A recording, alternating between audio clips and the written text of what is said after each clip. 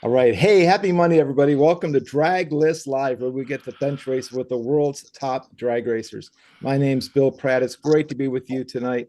And we have got an amazing, amazing show lined up with Cory Mac himself, Cory McClenathan, joining us. And we're going to talk about all the top fuel, all the top alcohol, all the funny cars, and what Cory's got going on today. Before we bring Cory in, let's go to John. JB, how are you doing, buddy? Doing great here, BP, and howdy from Houston, everybody. Please join us on the live chat. The chat board is on the right side of your YouTube window. Tell us who you are and where you're from. I'll take notes and I'll pass your questions and comments along to BP and Cory Mac. Thank you, John. And folks, click the like and click the share button. Let your friends know we have Cory Mac here live. We've let everybody know about it already, but get him in here. You don't want to miss the scoop, although this will be recorded for later. So without further ado, let's bring him in. Cory Mac, welcome to the show. Hey, thanks for having me, guys. I've been looking forward to this all week and just got off work a little bit ago. I'm sitting here in my motorhome in Reno, so we're all in different places, I can tell. So, yeah, hopefully you got the AC rolling, man. Got the AC rolling. I got my Starlink working just in time to do this, so Beautiful. things have been good the last couple of days. Nick of time. I say, as you can tell by the beginning, although we'll tastefully cut that out before we do the final version of it. But sometimes it's like we got cross spark plug wires and we're rolling up to the lanes, man, trying to figure out what the hell's wrong with this thing, and they finally get it just in time and fire up and go before Buster gives us hell, So anyway, seen that before. So great to have you on. So we're walking through. I tell you, Cory Mac, you were just one of the.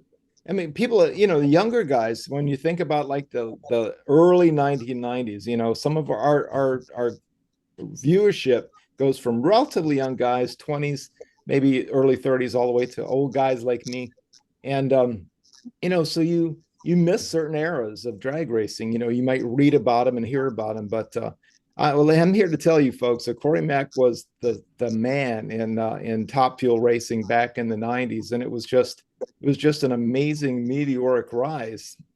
And we'll cover some of those events tonight. But what just kind of it's from my perspective, I think the first drag list, when of course we have the drag racing list that has all the pros and semi-pros listed on it, and I'm still always adding to it. But I think the first year we had you listed was '89, and we had your Carmen Gia and your first top alcohol dragster. So was that the first year you dipped your toe into those categories? The funny car we had actually built in '86.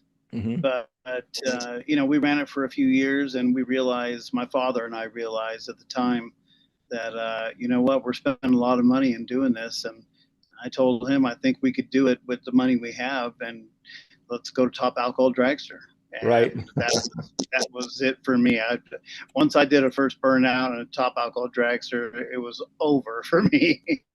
So it was awesome. What a great, it's all the tough Southern California guys came up through TAD first, and then they moved on to fuel. It seemed to be the way to do it. Definitely. I mean, I had that need for speed early, and I was in a 1956 oval window VW when I was 16 years old, and I kept wanting to go faster and faster. And so we built a dragster, with a lot of people's help, because back then I didn't know everything about these cars. So once we got in the funny car and did that, and that's kind of actually when I met Kenny Youngblood to begin with, and we've had a great relationship ever since. But right, things change, man. You get into the NHRA, and things are a lot different. The rules are different. And you got to abide by all those rules, and right. And I'm good with that, But we wanted a good top alcohol dragster. We wanted a competitive dragster. So I started looking for a crew chief, and I found Ora Vasquez, and he was actually working with Alan and Blaine Johnson. Right. So I showed up at Pomona, and I went and hunted him down and talked to him, and I'm looking at Blaine and Alan going, I'm looking for a Vasquez, and they're looking at me like, who in the heck are you?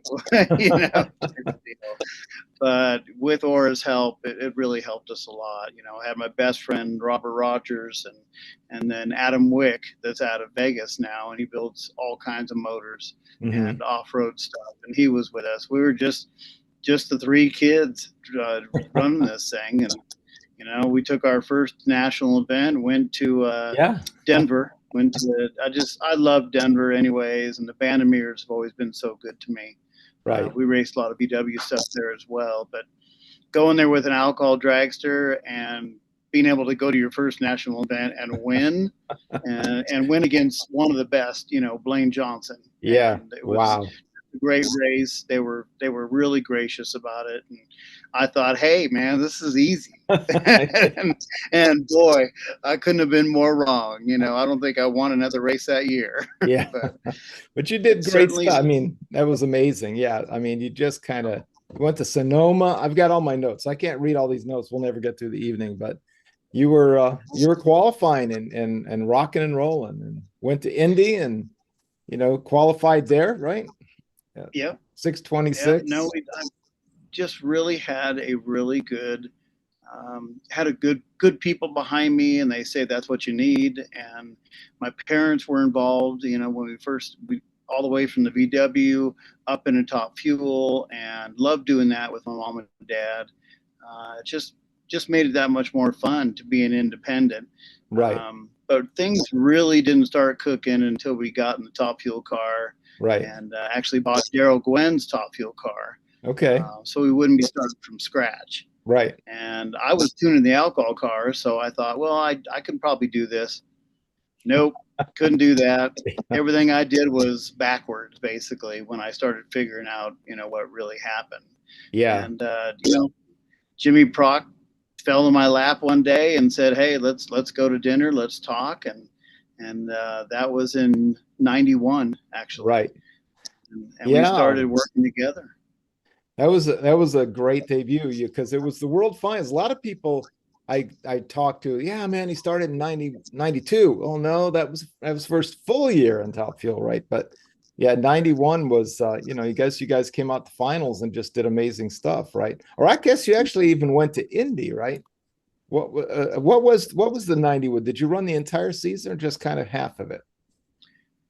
We ran a lot of the season, and I think we finished 10th, actually. Oh, right. So actually, you did run the whole. I apologize. You ran the whole deal because you were at Pomona. Yes. So yeah. Well, you got to race at hometown too, always. So yeah. That's always a good place to show off if you're going to do good. So. So what did people think, man, when you came out there? You just started, did the rest of the fuel guys say, yeah, come on, man, I guess you're all right? Or oh, they were, hey, bring it on. I mean, I'm just some kid that they didn't know, at that point. And I mean, I was very lucky to grow up in that era, because I was still able to race. Dawn Garlitz made a comeback. Shirley Muldowney came back. I got to race her. I mean, Kenny Bernstein, Don Perdome. I mean, all these guys that were in Top Fuel cars by then. Joe Amato, and in 92, me and Jimmy, I'll tell you, to be honest, we blew up a lot of stuff, and I messed up a lot of stuff by driving, but we learned together. And, by about mid-stride in 92, we were starting to figure it out. Right. Well, you were rocking and rolling, and it's one of the things that sticks in drag racing history. Of course, everybody loves more or less independent Top Fuel racers. Independent fuel guys are great. And that was the year where, you ran the entire circuit except for Canada, and you would have won. What the common things, if you had gone to Canada and qualified or made one run, you would have won the world championship.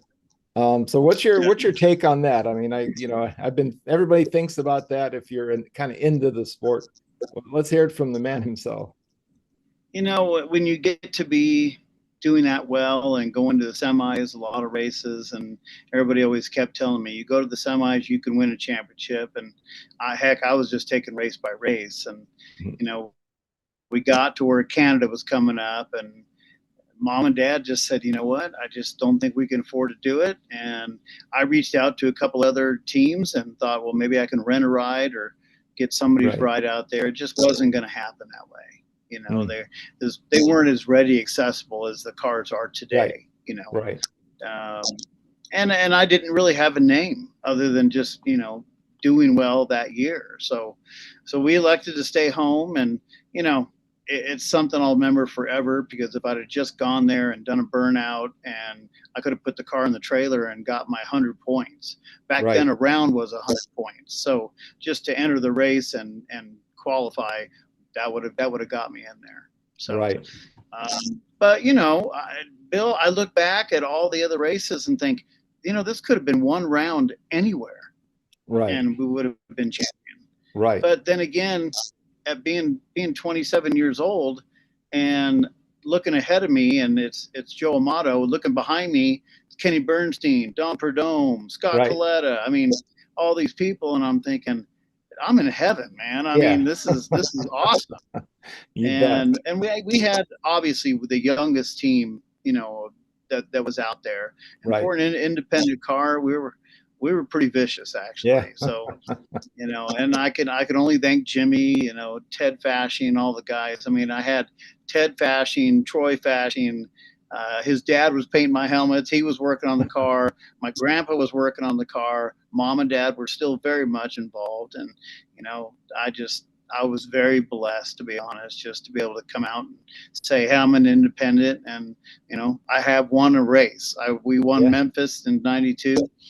Didn't win any other races, but, you know, we got to Pomona, and we had to set a record and win the race. And I raced Eddie Hill in the final. He red lit, and I won the race, but couldn't set that record. Oh, and, man. You know, I've been there 4 times and not ever won the championship. What do they say? Always a bridesmaid and never a bride. Well, that was it. But at the same time, I've had a blast in my career. I've done things that nobody else could ever, you know, they can just dream about doing. And Heck yeah. you know, everybody works so hard to win one Wally, and Right. and I've been very fortunate to win handfuls of them. Right. I think I was counting, and I don't know if I'm right, but I counted 34. Do you feel like that's in the ballpark? Yeah, which is exactly where Big Daddy is. Yeah, man. He's got 34 as well. So there you go. I mean, what can you say? Well, yeah, Cory, I just need to get back in a Top Fuel car and win another one, and I can be right there. Yeah. So, but you know what? Racing nowadays is a lot tougher than it used to be. Yeah. You got very competitive cars. Not taking anything away from what we did, but you know, at the end of '92, we started '93. I was having trouble. I was red lighting the first couple races. And then we went to the Winston race. That's you know, big money race, that type of thing. And unfortunately crashed.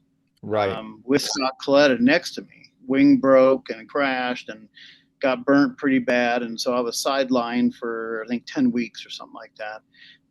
But I was young, and I was still, you know, in good shape and ready to go racing whenever we could. And you know, we went right back to doing what we did, and that was going to the semis and beating competitors that they thought we could never beat. So 93 was good, but it was going to be the end.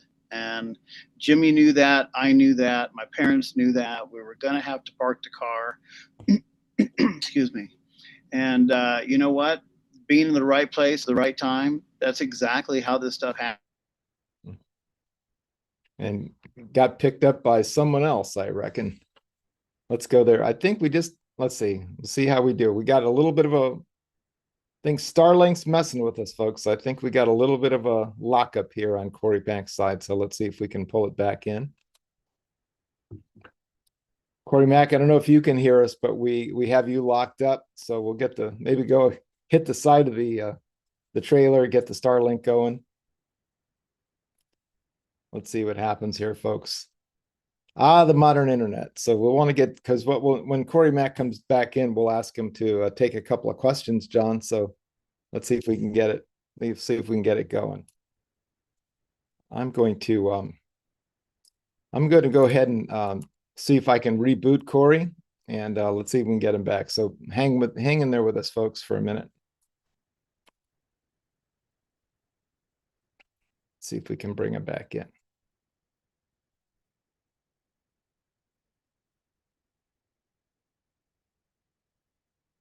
I guess we have to blame Musk, right? Isn't that Starlink? That's the guy.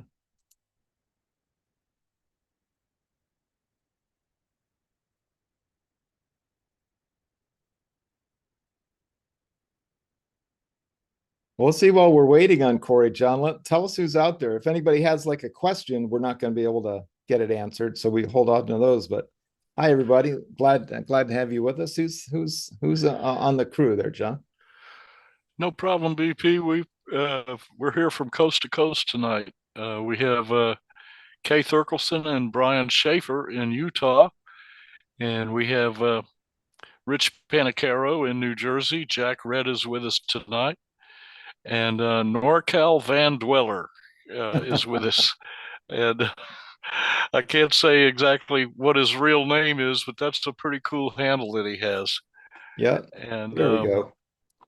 I had a couple of things I wanted to let Cory Mac know about. Okay, well, we're rebooting now. We're getting him back in here. We had a little bit of a lockup, folks. Thanks for hanging with us. So we'll go ahead and have you start up again, John, as soon as Cory Mac comes back up.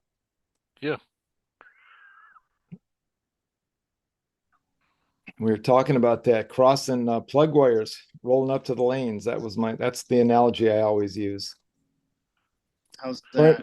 Yeah, we can hear you great. You locked up for a little bit, but welcome back. We do need to get the video started. There we go. Allow. There we go. Camera's back on. Awesome. We're back. There we are. Okay. Had to go hit the Sorry side for of the the delay, trailer. but I realized, yeah, we had locked up there a second. Yeah. I thought, hey, wait a second, I got to do something. Well, welcome back. No, I mean, go ahead, sir. I wanted to bring in the chat guys and ask you a couple questions from there, and then go on and talk about some of the other Top Fuel teams. Does that work? Love to. Awesome. Go for it, John. Who do we have out there? We can tell everybody again. Well, Kay Thurkelson said Kenny Youngblood did the graphic and design work on Cory's first Carmen Ghia funny car. And I, for one, love that funny car. That's an excellent hot rod. Am I coming across okay? Yeah, you're great. Okay. Oops. Cory, are you still hearing us? Oh man, I hope we haven't locked up again. Let's give it a couple seconds while see if Cory Mac can come back in without having to take him completely away and bring him back.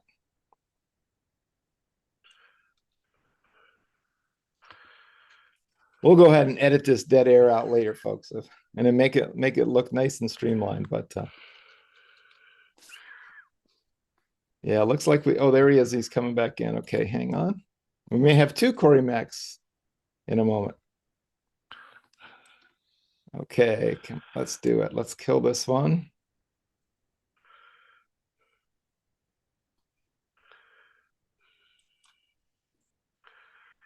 All right. I am not sure. I got full Wi-Fi, so I don't know why it's doing this. But gotcha. Well, we'll like I say we'll pull out the edit things and make us all look really good later. But so we're gonna go ahead and pop the video back on, and hopefully it'll all go good. Okay. All right, here we go, John. So who do we have out there with some thoughts? Well, did my comment about Kay come across? That Kenny Youngblood did the graphic and design work on Cory's first Carmen Ghia funny car. And I, for one, love that funny car. It's a beautiful piece, man. Brian Schaefer is here with us, and he said, this is epic to have a reunion page. It's great history. And he said, I have no idea that Cory Mac was so epic. Congrats to you. Oh, man. Cory. See? That's very awesome. Nice. He's a great guy. We met through Kay, actually. So very nice gentleman, and I'm sure we'll talk more. We have a lot of stuff in common. Awesome. And but Kenny did. Yeah, Kenny did do the first funny car. So Rich Panicaro in New Jersey says, hey, gang, Cory is the man. Jack Red says hello to everybody. And our friend NorCal Van Dweller says Cory Mac is a legend. And Jim Sanders in St. Louis says good evening to everybody. Here's another comment. Let me bring that up real quick. ESV1 and ESV says, this is really cool. Cory was our hometown hero. Always good to talk with him at the track. Cool. So can you decipher who those folks are? Well, you know what? To me, it's all about the fans. It always has been for me. Really enjoy the people that you're around when you're racing, but without the fans, it's always something different. So Yeah. I really enjoy that. You know, and my relationship with Kenny Youngblood does go that far back. So he did the paint scheme for the funny car. He did the paint scheme for the Mac Attack car. And I've carried that with me like an honor, you know, a badge of honor, basically. And I think I've had it on pretty much anything. And if I haven't, somebody else has. But I actually want to ask you about that, and I guess it might be Kenny or you, but you know, I was an announcer for years through the '90s and '00s, and I saw your flag thing replicated on everything from super pro cars to top drags. You know, everybody kind of used that, but your car was the first one I ever saw it on. Was that something you and Kenny came up together with on the checkered flag? Hey, when you have an artist like Kenny Youngblood, you don't tell him what to do. You just tell him to do his thing, and that's how I work with Kenny. He's actually doing a poster for us right now for our big event, all VW event, December 7th in Las Vegas, and told him the same thing. Hey, I'm going to do this. What do you want on it? I don't know, Kenny. You do it, and I'm sure it's going to turn out great. So awesome. He doesn't tell me how to drive, and I don't tell him how to do artwork. So I love it. I figure that's an even trade. Absolutely. That's cool. John, anything else from the gang or from yourself? Whoops, now I think we got you muted, sir. Sorry about that. Yeah. NorCal Van Dweller added to his comment, and he said, Cory is the nicest guy in the pits always. Awesome. Oh, that's very nice. And I appreciate that. Kay said Kenny Youngblood started the trend with the Mac Attack graphics. Yep. That's what I saw. Definitely. That's right. I can't draw a stick man, so I need guys like Kenny Youngblood around. So. All right, thanks, John. Looks like we're good. Yeah, we're caught up for the moment. Let me go back to your car first, though, before we go on to like driving for some of the other Top Fuel guys. But I do want to let everybody know you were the 11th member of the Slick 50 300-mile-an-hour club at Topeka in October '93. So congrats on that. There's one last big blockbuster before you moved on out. But yeah, that was everybody wanted to have one of those 300-mile-an-hour rings. That was a big deal. And without Jimmy, I don't know if we would have got it. Jimmy's always been the king of speed. Yeah, you know, he's really good at that stuff, and that really worked out well for me. Just having those guys aboard just gave me a lot of trust in myself to go out and do my thing. So being part of that is very cool. That's also see what people don't realize. Of course, obviously now he's like a nitro god these days. He's right up there with with Alan Johnson and stuff. If not, well, I'm not going to rank them. They're both amazing. But see, you were there in the formative years, man. You're kind of working your things out together and probably trying a lot of stuff on the Mac Attack and taking it forward. Pretty cool. Yeah, I think we both learned a lot. You know, I learned how to drive, thanks to Jimmy, and Jimmy learned how to tune, and I was able to help him where I could and give him feedback. But, I was working on the car back then. I was pulling heads. I was still doing a lot of stuff. So we stayed very busy. But, that was back in the day when you could only get 2 or 3 runs on a rear end. And, we ventilated a lot of blocks back then, but, learning to. But once we got it right, man, she stayed together all the time. It ran good.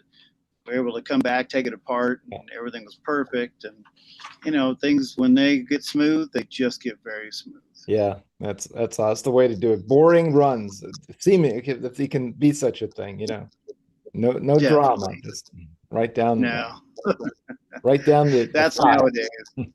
Yeah, exactly. We'll But tell. So go ahead, go ahead. Cory. I've been lucky. I mean, getting to be with Larry Miner for a year in '94, Mm-hmm. and had Lee Beard, Mike Green, Dickie Venables, Jason McCullough. I mean, Mike Neff. I mean, the list goes on. These guys are all like superheroes now. Right. They're all crew chiefs, and I had them all on one car. Brian Hewson. I mean, the list goes on and on. If I'm missing somebody, I'm sorry, but I mean, every one of my guys went on to be, they're legends now. So you're rocking and rolling those, setting records, and the low qualifier in Pomona came right out, and just definitely rocking and rolling. It's been huge, but to move on from Larry Miner and start working for Joe Gibbs, that was huge as well. Right. Joe was an excellent boss. He like he told me, I hired you to do a job. Just do your job type of thing. I was terrified to meet him because all I could think about was, this guy was a coach of the Redskins. He's used to working with over 300-pound guys. This guy's going to be tough to deal with. He was so cool and so laid back. And, he's a man of great faith. Right. And I think he got me at the right time. And he, he helped me in more ways than I can ever possibly imagine, personal wise and everything else. But I don't think I would have been able to go on and become somebody without a guy like Joe Gibbs behind me, and really kind of feed me everything I needed to be confident and go out and do my job. That's awesome. Yeah, you landed with the the big time there. It was really cool. Yeah, definitely. And I've driven for David Baca and Rick Hinkleman. I've driven for the Carrier Boys. I mean, that's when we finally were able to land the Fram deal and start moving up and stuff and getting them some funding so we could keep buying good parts for the car. Right.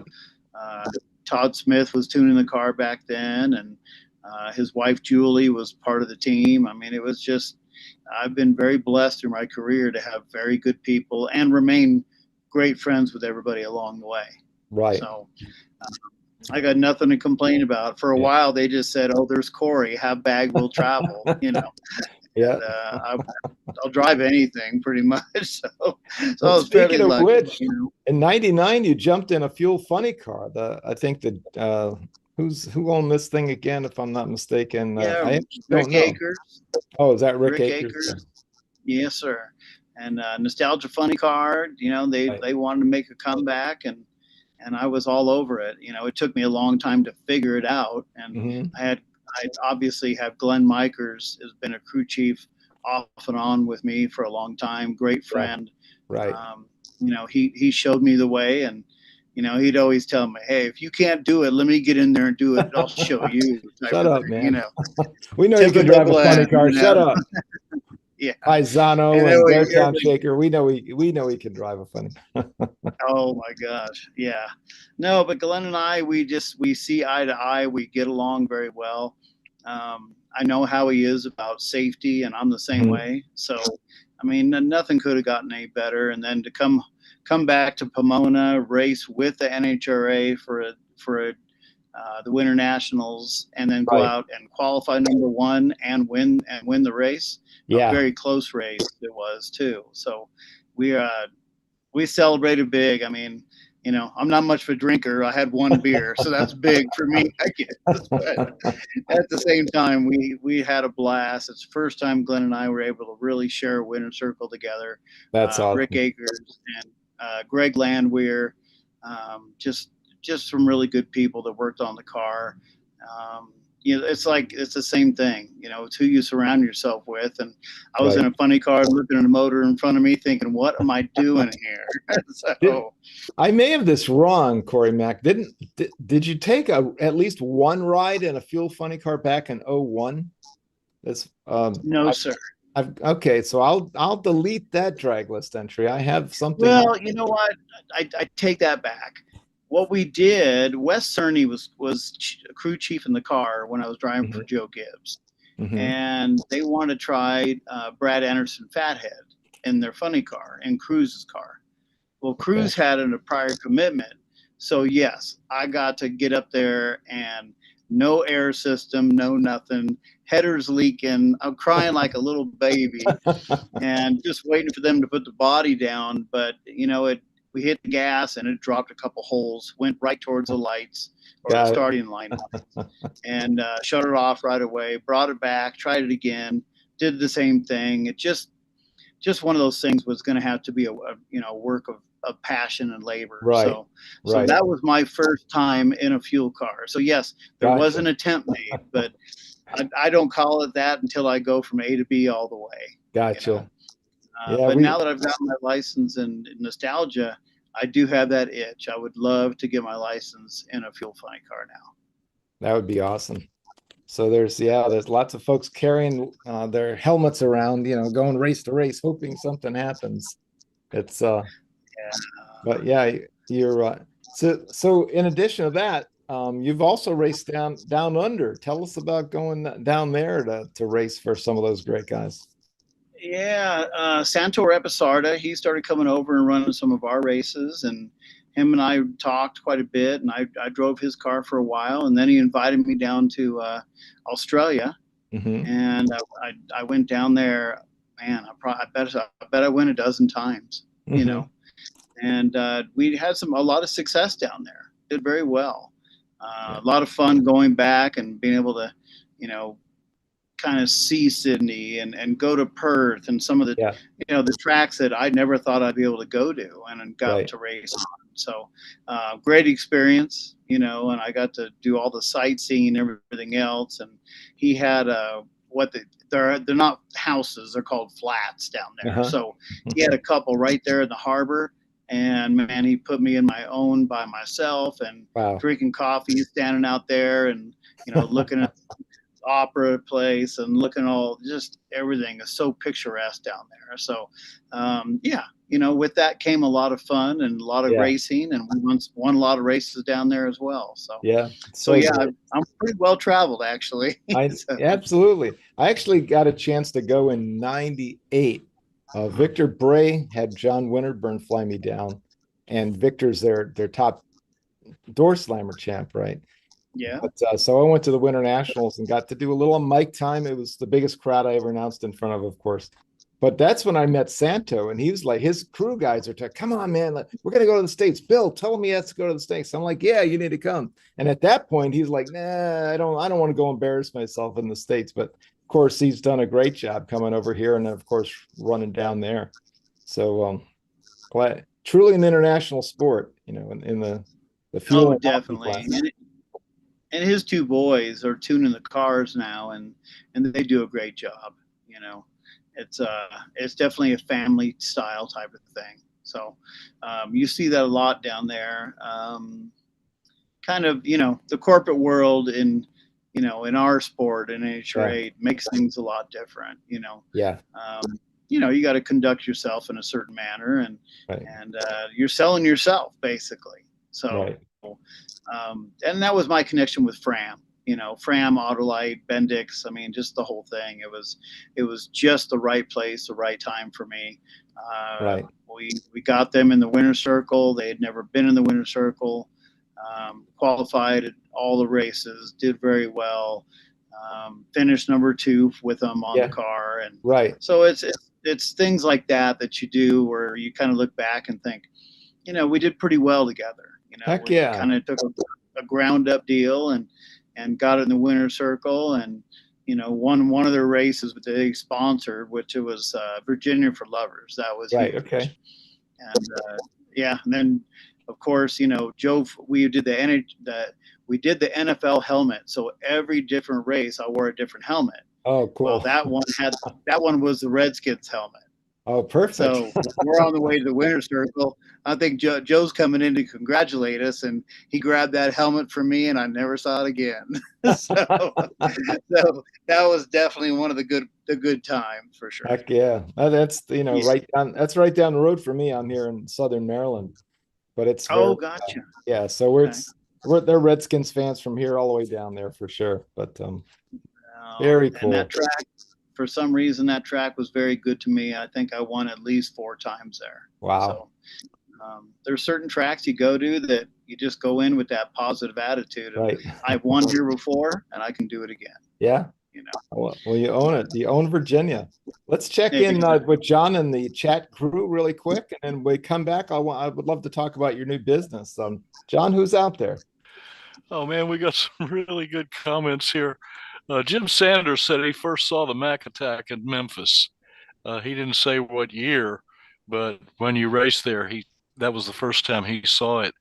And Brian Schaefer says, I believe I have enough secret parts left over. Cory, let's go get your 100 points old guys rule.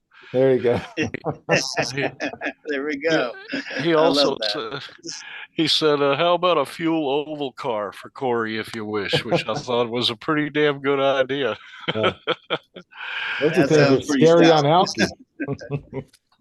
And Kay Thurkelson said, heck yeah, let's go racing flying, Brian Schaefer. You get on Cory to jump back in the driver's seat.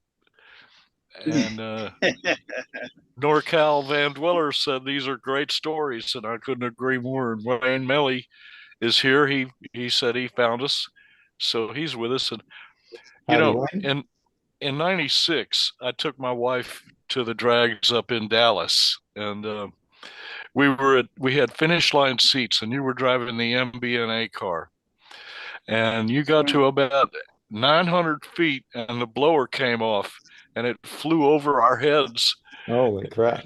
And when it went past the finish line into the grass, you know, and I went, wow, man, that was a thrill.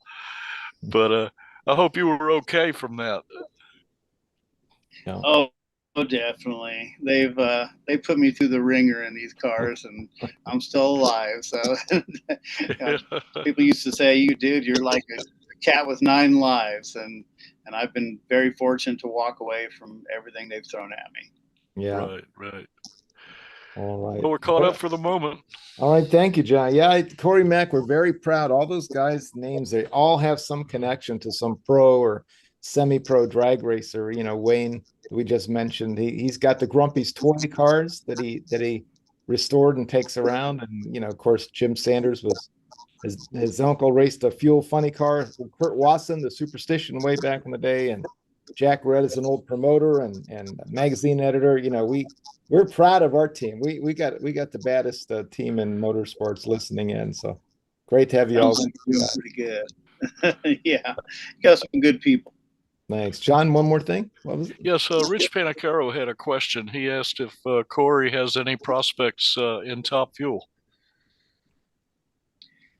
You know, I got to say yes. I mean, I'm always looking, and we're always talking to people, and we've talked to a couple people about trying to run Vegas and Pomona this year, but I think that's going to have to get maybe put off till next year, to be honest.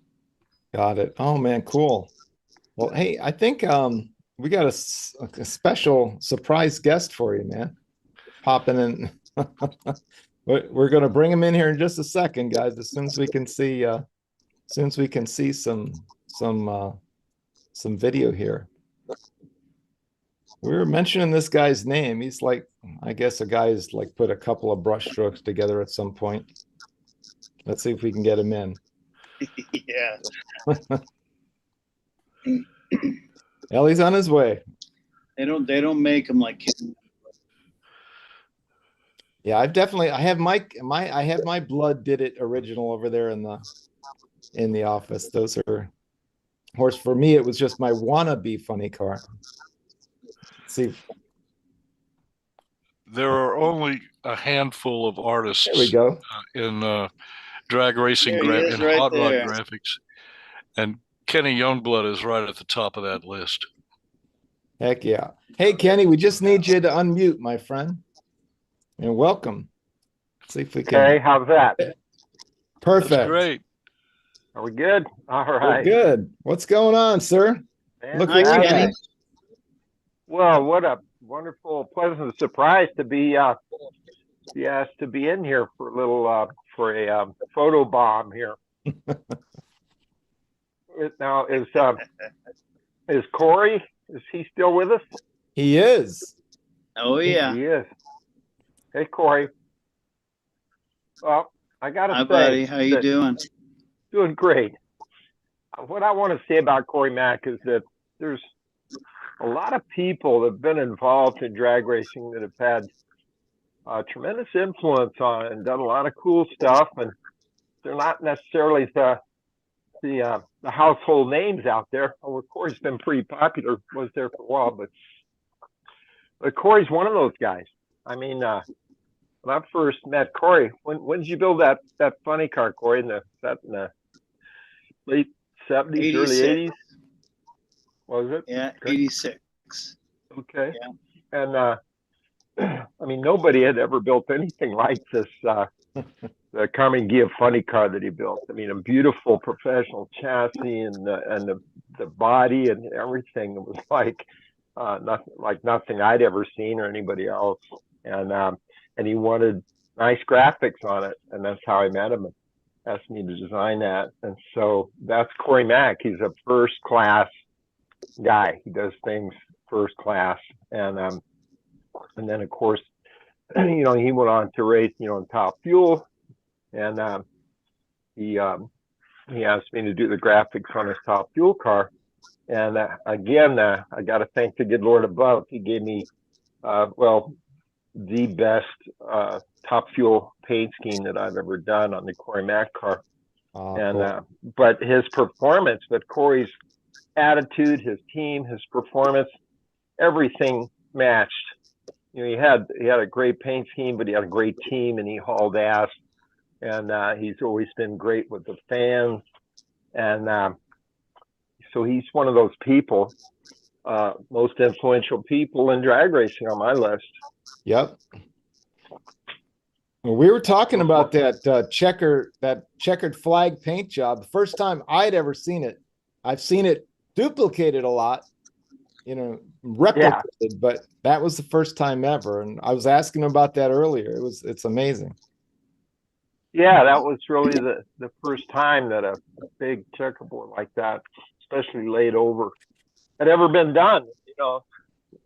Somebody had to do it, and we did it for Cory. And I was saying that imitation is the sincerest form of thievery, and you can I could always tell how successful a paint job was by how often it was imitated. And to this day, you go out to the lake and you're going to see some boat out there with some checkers on it.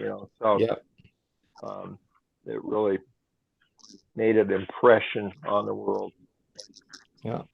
And Ram, we talked about that 92 season, and of course then the several seasons later when he was always in the thick of the top 10 no matter who he drove for. Yeah, well, I believe he will attest that it was because you had Jimmy Prock tuning for you, right, Cory? Yeah. Yep. Yes, sir. Yeah, and of course we all know who Jimmy Prock is. He's about he's the smartest guy in drag racing right now in funny car. And the original Prock rocket, right? Yeah, but he was talented as a young man too, and Cory saw that and put him to work on the car, and it paid off because that thing really ran well. And as a result of Cory's again taking things to the highest level that he could and hiring the best people that he could and putting Jimmy Prock on that car. Absolutely.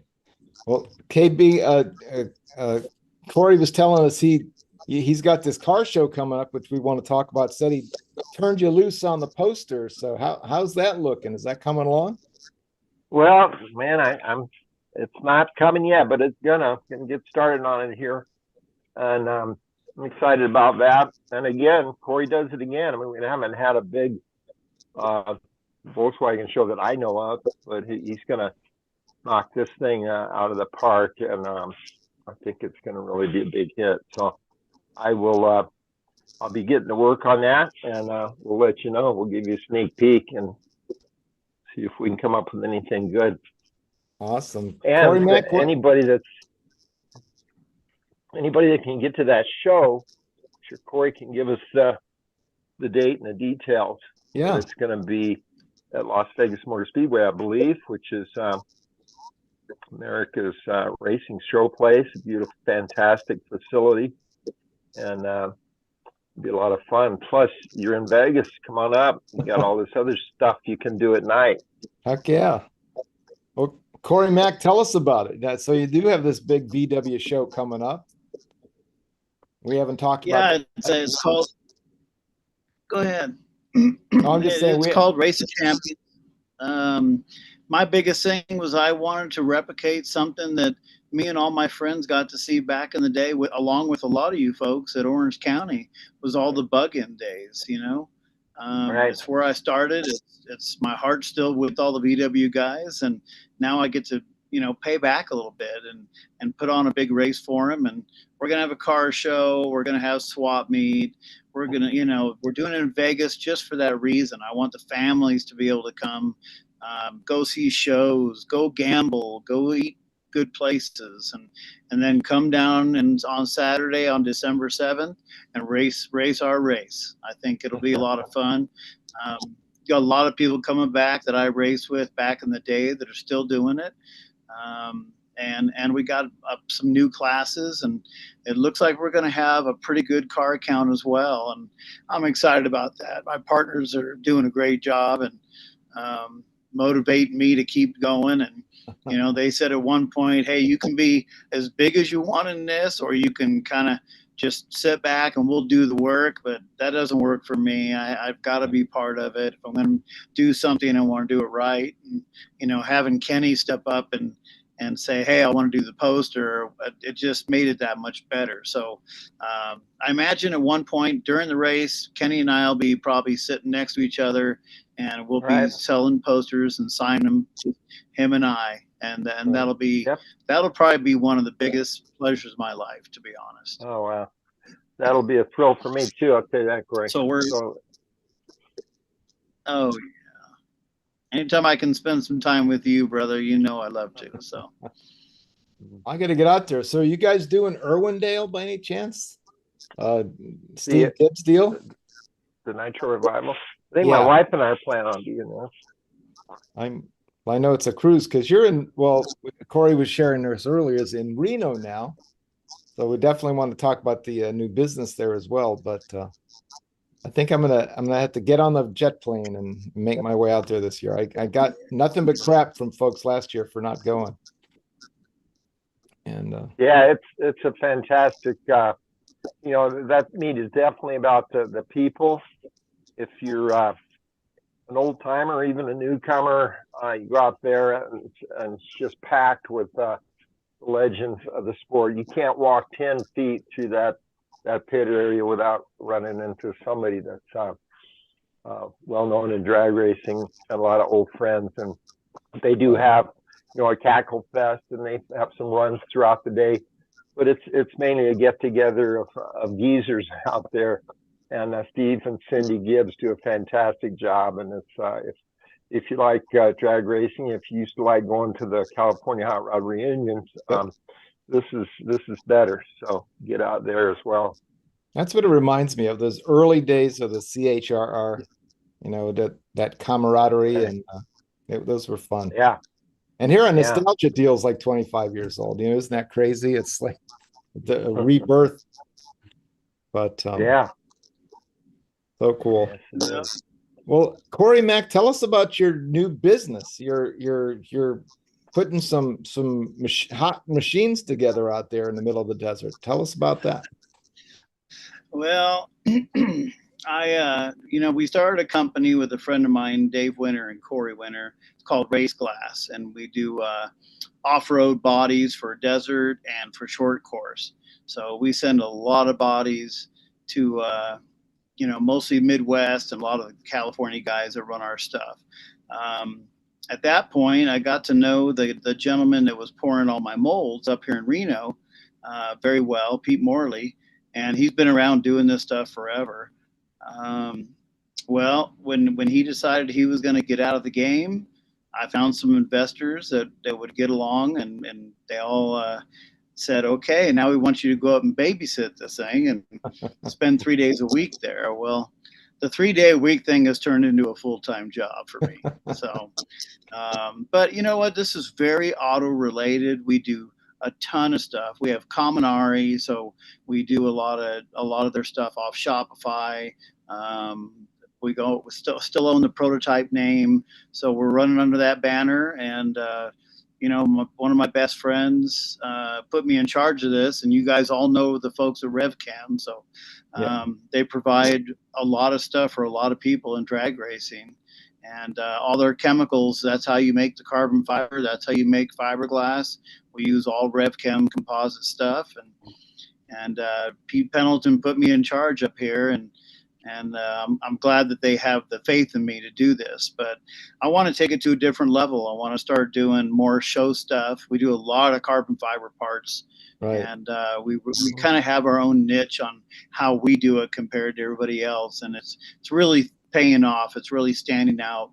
We do a ton of hoods for like the old SSRs and stuff like that. We have some older kits, but be ready, because I'm going to get some of the newer style kits on some of these Dodges and things like that. There's a lot that I'd like to do. We got to take it slow at first, but pretty soon you're going to see kits and stuff everywhere, and they're all going to be done from Prototype Concepts. And obviously I stick with my guys at Race Glass. Anything that's an off-road deal, then we stick with them and do that. So it's kind of weird to be here and seeing my own parts being made. And actually, I put on a suit and I go back and start laminating with them. And my guys are great here. They got my back. I have theirs. And once again, it's just like working on a team, putting a team together. So it's been a very good thing. We're starting to get in our groove going, and we're going to keep on making cool stuff. And you know, any of the race guys, they want to come along and they want to get rid of their aluminum bodies and do carbon fiber stuff.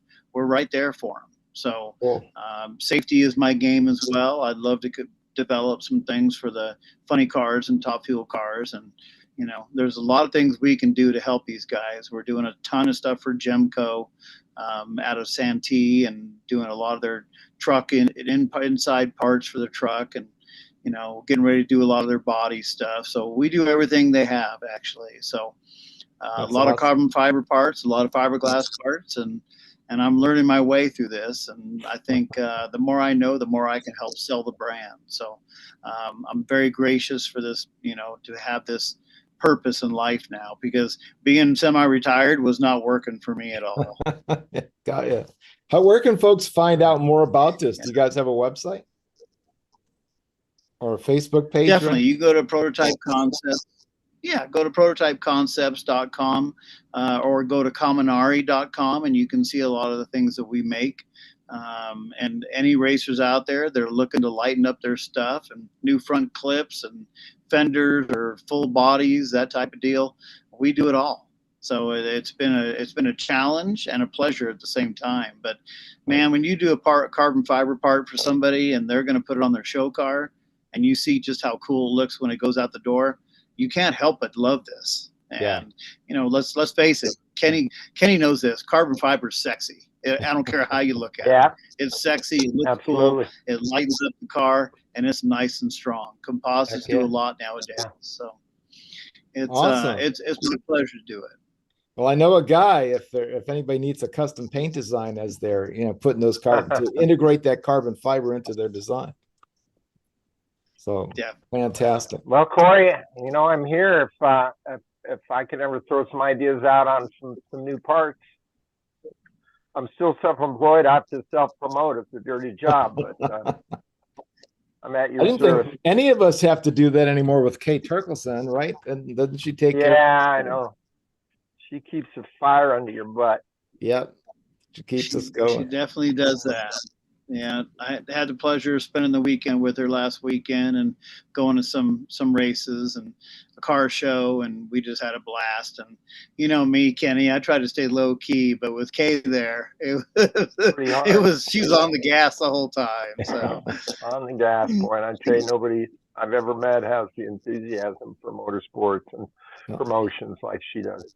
I'm trying to figure out how to bottle it. That's my next business. Yeah.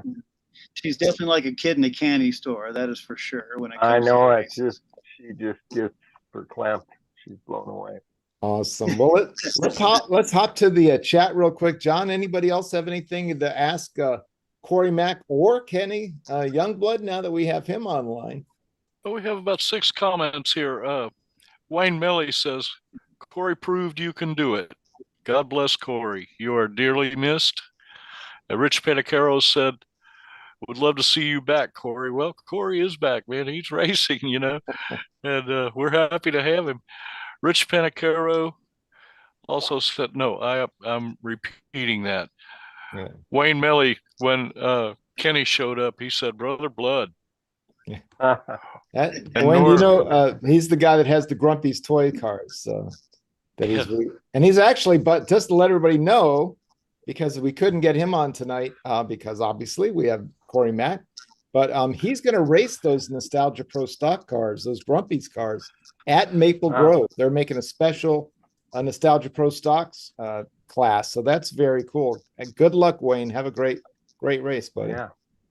So speaking of racing, I'm just wondering if Cory's going to get the driver's seat at his upcoming event. Yeah, let's get that scoop. I had my chance a couple times, Kenny, but I want to be the guy on the ground making everybody else happy. All right. Okay. I'm gonna be hanging out with you and watching all the VW racing and trying to keep up with what they've done since I walked away from VW so many years ago. So, yeah, I bet they've done a lot. Yeah. Like everything else. They are, and they are fast. And I want to see the lightning bug again. Remember that car? Yeah. I don't remember the name. Yeah, I remember No-Dos, the Dragster, and all kinds of stuff. We'll have some of that stuff. I'll have my 56 oval window there, and just as a display type of thing. But there's going to be some fast cars there. We got guys coming from 7 or 8 different countries. Wow. They're shipping cars over on airplanes. They're shipping them by sea in containers. And you know how people like to talk on the social media about they have the fastest car. No, we have the fastest car. Well, guess what? We're going to see some of these guys line up against each other. So there's going to be some money changing hands. I got a feeling. So it will be exciting. Wow. And Kenny, talking about drawing, I've had some things come up here that I think I may have to have you draw up for me so I can build them, because like I said, I can't draw anything, but with your help, I can make something look cool and produce some things for the customers up here. But no, back to the race. Yeah, I mean, I figured that way it keeps you busy and keeps me out of trouble. Yes, sir. That'd be great. I'm at your service. Love to take a look. And that's the cool thing is it's always something different. And not the same old stuff. Yeah. You never know what people are going to come up with. You think you've seen it all, and then you see a Carmen Gia funny car. Yeah, right. Yes, sir. Definitely.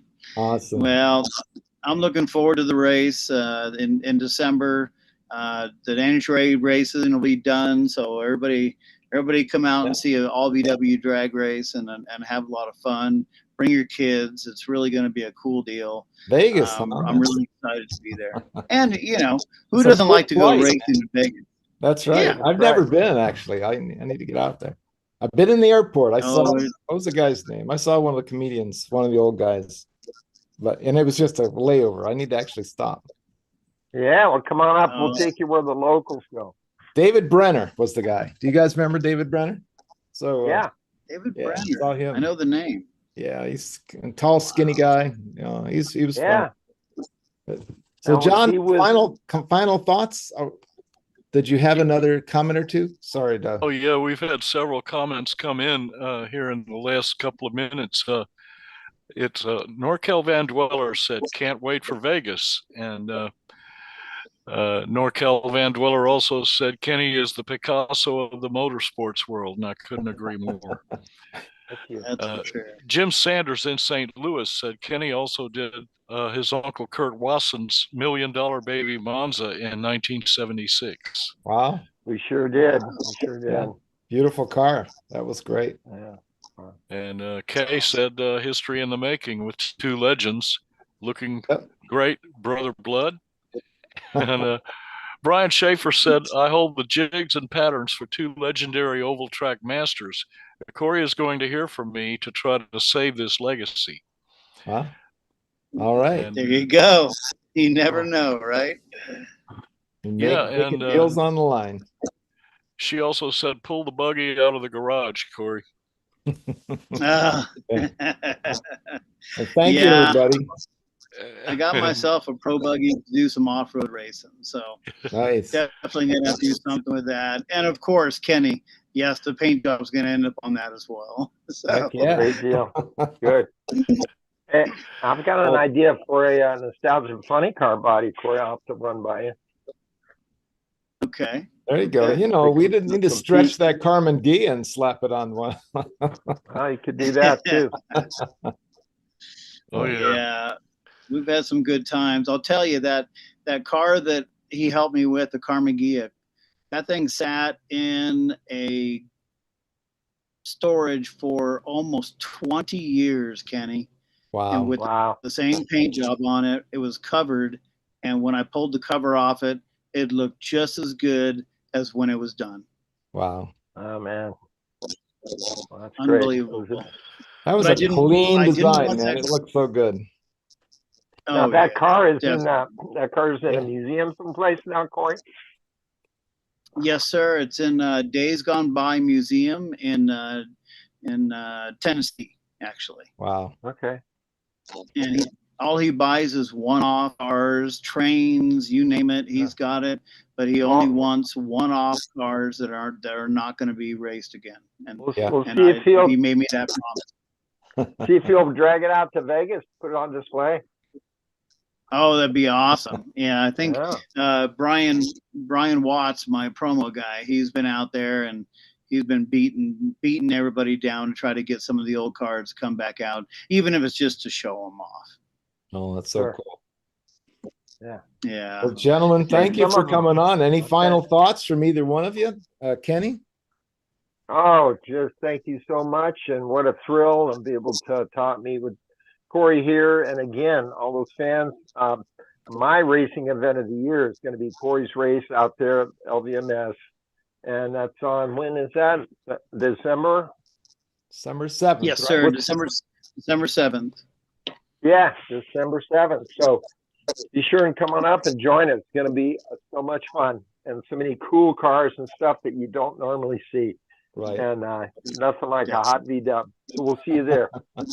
I have a weak spot in my heart. You know, John has a V-dub that I drag raced, and he drag raced on the 8th Mile track at Cedarville or Cedar. What's the name of that?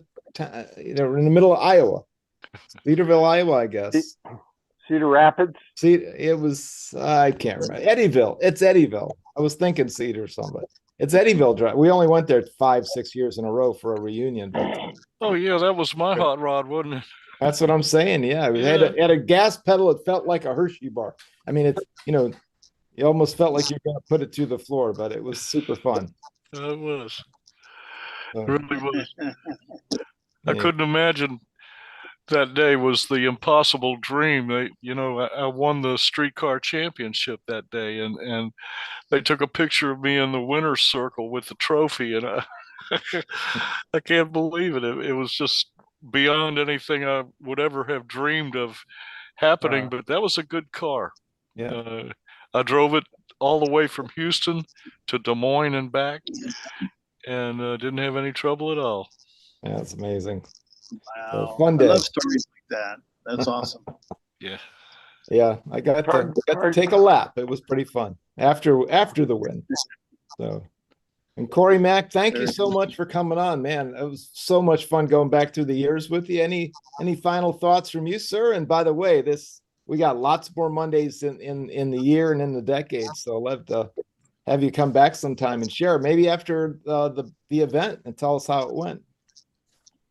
I will definitely do that. And, my biggest thought is, thank you guys for having me so much and bringing Kenny in. That was just icing on the cake for me to be able to see Kenny. He's he's had a rough last week, so I want to make sure he's okay anyway. So We're good. Get him We're rested good up. to go. I won't say too much about that.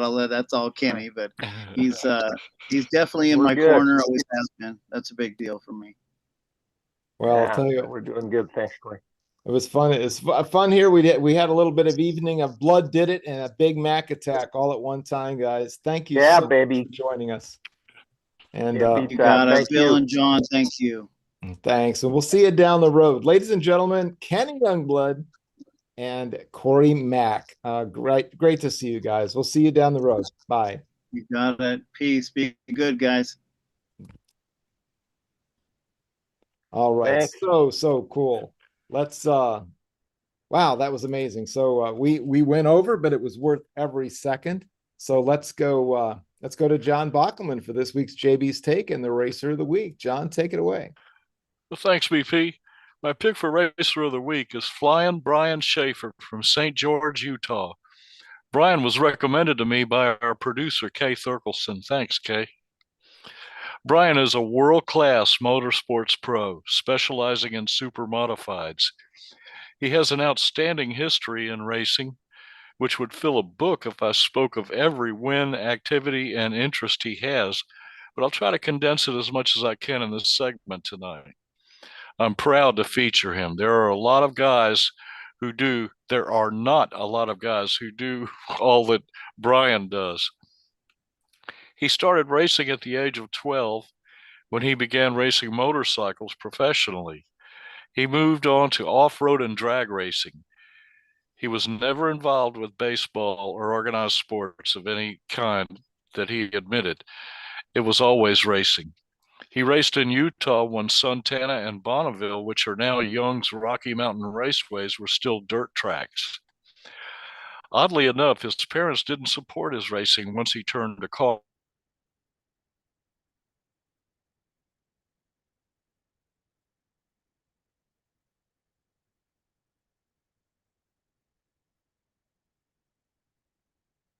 cars, but they have not taken on NASCAR or sprint cars.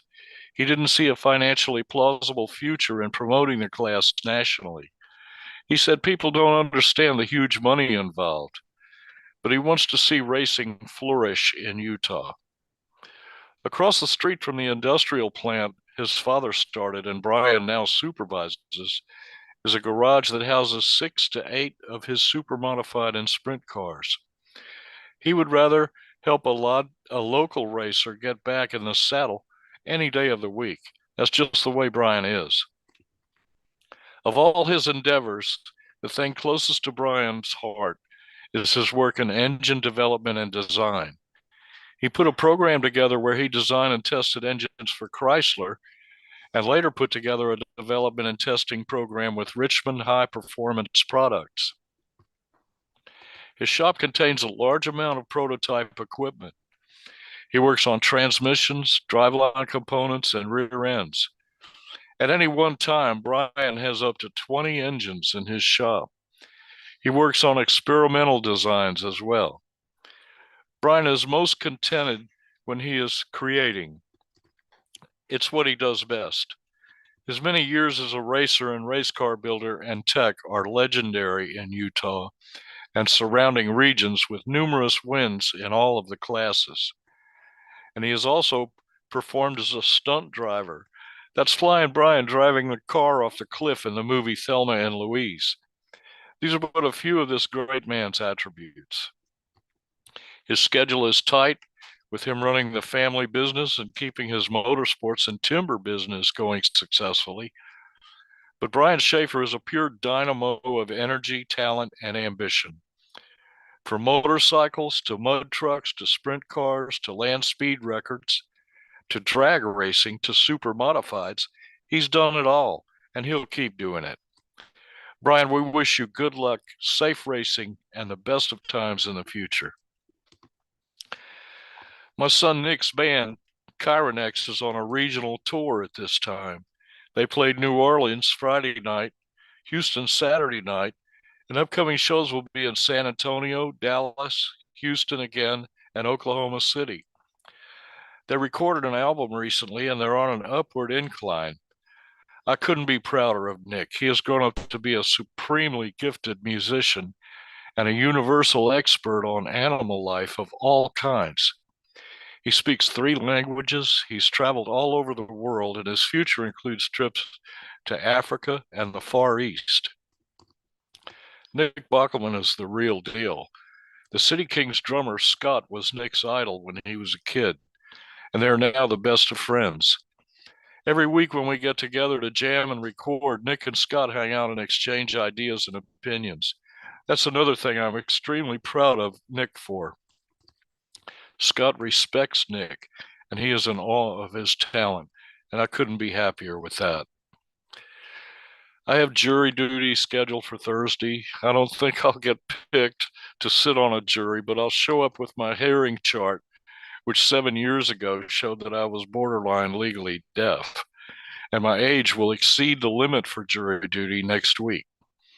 I'm not trying to get out of doing it, but I'm right at the point in my life of being unqualified to be a juror in a fair trial. I'll give an update on this next week. Now, everybody stay safe and well. You are the most important part of this show, and we love you all. We look forward to having you all with us every week. It's a great way for us to spend an hour together on a Monday night. I'll see you all next time. God bless America. Back to you, BP. Thank you, John. Appreciate it, my friend. And I need to get a new director, producer, so I can quit popping up in your feed as you're doing your show. But we'll get it. Anyway. What was that, BP? I'm sorry. Well, see, I'm just proving that the deafness thing, but I said I inadvertently popped up in your feed as you were doing your thing. So apologies for that, but we'll get there. This is live radio, folks, more or less, live on the internet. It's all good. Anyway, well, let's talk about some upcoming guests. Super fun. Miss K has been busy as a bee, and she's got us a complete September filled up. In fact, we're going to start filling October, and we already have. We'll be off on October 28th because I do have a business event where I have to travel, but the rest of October will be full, I think, and so will the rest of September. So let's go down the September shows. I actually put them up on Draglist, the Draglist Facebook page today, and on the Super Crew World Headquarters group. But September 16th, next Monday night, John and Patty Sergio, the Warpath funny car team. Wonderful, wonderful folks. John featured them as racers over the week a couple weeks ago. Some of my best buddies in the pits, no matter where I go in nostalgia drag racing, and everybody loves John and Patty. And they're coming on here live together, and they are a hoot, and you're going to love them. So John and Patty Sergio of the Warpath Buick Somerset Regal Nostalgia Funny Car, that gorgeous, gorgeous car that races in the nostalgia scene here on the East Coast and elsewhere, are going to be our guests next Monday night. And then coming up on the 23rd, Jim Cummings, who also is a recent racer of the week. He's got that fantastic East Coast Fuelers circuit. We're going to hear all about that, plus his own car and front engine nostalgia dragsters all the way, baby. Jim Cummings is coming on here on September 23rd. And on September 30th, Scott Arriaga, although I think he pronounces it Arisia, but lets everybody else say Arriaga. Of course, the Jet Dragster, second generation Jet Dragster driver. He's with our buddy Don with the Wicked Sensation car, Don Perdue. But he also has driven for years himself, one of the most knowledgeable guys about jet drag racing in the world. Scott is going to be coming on September 30th. So very, very excited about that. Plus, lots of other big names we're talking to right now to line up for October. So thanks to Miss K, who always takes good care of us all. Let's go on to those we lost. This is our the folks that we had to say farewell. Now, we were off last week. I only have 4 names to report after 2 weeks off. And nobody passing is that's always one too many. But let's go through these folks. So Kenny Hamill, this is our friend Joe Nitro Joe Morrison shared this. His friend Kenny Hamilton lost his battle with cancer back on the 27th of August. He's always super helpful, super positive. Uh, our friend Paul Gold, introduced Joe to Kenny several years ago. Kenny helped out with Joe's Right to Breathe organization, and actually traded off driving when they drove out to the California Hot Rod Reunion one time. So thanks to Joe for sharing this with us. His friend Kenny Hamilton passing away on August 27th. And then up here, another huge name in Top Fuel racing and in women motorsports, like one of the top ladies in the history of drag racing, Allison Lee of the Jim and Allison Lee Great Expectations team passed away on August 29th. Allison was just a wonderful person, basically like East Coast royalty. I mean, she and Jim Lee were just wonderful folks.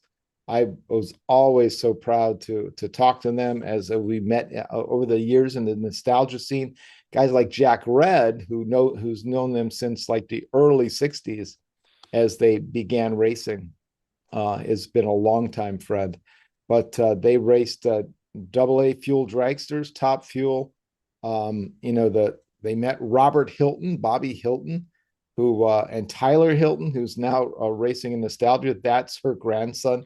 So those families got together there, I think, in the '70s when the Hilton brothers were racing, and they would race against the Great Expectations teams. But just a wonderful people. They were out from horse country here in Virginia, a place called the Plains, Virginia. It's a place more in line with really highfalutin folks doing these all these very fancy horse events that they have out there, dressage and things like that. But but Allison is a kind Southern lady on one hand, and then we'll get right behind getting on top of the engine with wrenches and tune the car. Just a wonderful person, and I was really proud that I got a chance to know her. And so farewell to Allison Lee, the grand dame of East Coast drag racing. Also, on the 6th of September, this comes from England. This comes from our friend Jerry Cookson. Julie Wilcox passed away. She was a race marshal and official of many of the racing circuits they had over there, Long Marston and Warwickshire. And as Jerry shared, there wasn't a job on the drag strip she couldn't take a hand in, whether it's marshaling the event, getting the racer stage, working in race control, assisting the timekeepers, working in the pits, no matter what. Thanks to Jerry for letting us know about this wonderful lady. But again, farewell to Julie Wilcox, who passed on the 6th of September. And then just yesterday, it's my sad duty to report that Chuck Horvath, our dear friend who raced Nostalgia Funny Cars, the Damn Yankee Nostalgia Funny Car, passed away. He was 78 years old. He passed away very peacefully. Condolences to Mark Horvath, the driver that we know very well, and the rest of the family and the team. And this one's close to home because we're pretty tight with the Nostalgia Funny Car gang. But Chuck Horvath, the father of that team, and just a great guy, a great friend, passing away yesterday. So condolences to all the families and all the friends, and thanks for the thrills over the years, folks. Proud to know you if we knew you, and wish we knew you if we didn't get a chance to meet. Anyway, our condolences. So John, that's a wrap. What do you think, sir? Tell us a little bit about your thoughts on the show or anything else. Well, this was a wonderful experience having Cory Mac and Kenny Youngblood visit us tonight. They're two fine gentlemen, and they're extremely talented and articulate individuals that I just enjoyed every minute of it.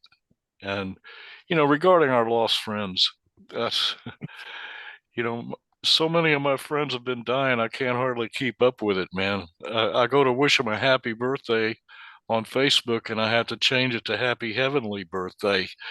So you gotta make every day count for something good. Right. And, because the clock is ticking. What can I say, man? I'm sorry that they're gone, but sooner or later we're going to be with them. And that's just the way it goes. That's life, man. So And I've been reading a book lately that's helping me get a good perspective on these things, and that my friend Scott gave to me. It's the Meditations of Marcus Aurelius, Hmm. Yeah. and his mainly the things that he said were don't sweat the small stuff, and Right. then in parentheses, it's all small stuff. Right. So, yeah, we're looking forward to next week, and I hope everybody had a good time tonight. We have a great group of people that show up every week and make Yeah. great comments for us, and we appreciate y'all. That's right. Thanks to the crew, the super crew. We stole that liberally from Grumpy, side of Grumpy's toy, but thank you. You're our own super crew, guys. Thank you, John. Appreciate it, sir. Let's go ahead and do a wrap. We want to thank Cory Mac, who was fantastic. So many. I had so much fun like looking back through the Draglist entries, and it's all out there, all the details on every one of his years in the 1990s and all the great things he did. So super fun talking to Cory. Great talking to Kenny Youngblood as always. He's always great, always has a great perspective. Of course, our friend Kay Turkelson, who is really stepped right up and is just doing an amazing job at getting us guests. Thank you so much, Kay. And I'm at the point now where I'm just saying, hey, I really want to talk to you.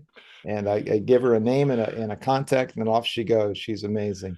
Thanks to you, John, my brother, for the amazing posters every week, the amazing promotion every week. It takes a village, man. I get to show up at 7 o'clock and run my mouth a little bit, do a little mini prep and then get going. So thank you so much for taking care of us. Rob McCabe updating the drag lists, and Melba Short doing like the 1951, 52, 53 entries every week. I mean, things I never would have known, we're getting on there. So thank him. And of course, thanks forever to the man, Danny White, who's looking down on us as we undertake this enterprise. I want to thank Jeff Gilder of Zeus Digital Marketing, Racers Reunion, and Wingding Media. And another reminder, folks, please click the like and the share if you like what you saw. And even if you're watching this on a recording, hey, a like and a share still works. Checking on Draglist.com daily. Speaking of great contributors, our buddy Ohio Dave Oakes put up the very cool things that happened at US 131 in Martin, Michigan just last weekend. He's got the photo review up. So check that out at the front page of Draglist.com. And finally, have a wonderful week. And folks, we'll see you next Monday night for John and Patty Sergio. It's going to be a blast. Until then, we'll see you later.